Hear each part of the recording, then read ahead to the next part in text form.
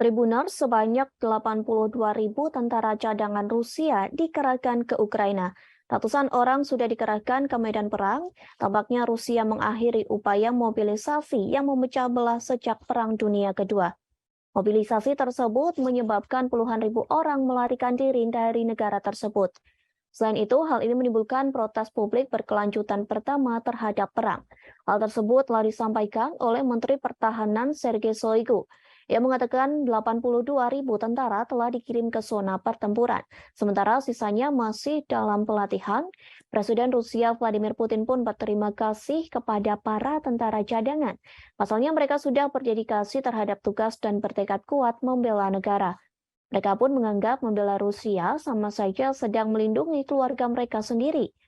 Di sisi lain, Presiden Ukraina Volodymyr Zelensky menyatakan keraguan terkait deklarasi Rusia bahwa rancangannya telah selesai. Ia meragukan terkait keputusan Putin menyelesaikan mobilisasi parsial. Menurut Zelensky, meskipun Rusia mencoba meningkatkan tekanan pada pasukan Ukraina dengan menggunakan wajib militer, pasukan Putin sangat kurang siap dan minim persenjataan. Putin dan Shoigu mengakui masalah pada hari-hari awal pemanggilan, namun Shoigu mengatakan masalah awal dalam memasok pasukan yang baru dimobilisasi telah diselesaikan. Putin mengatakan kesalahan mungkin tidak dapat dihindari karena Rusia tidak melakukan mobilisasi untuk waktu dalam jangka yang lama.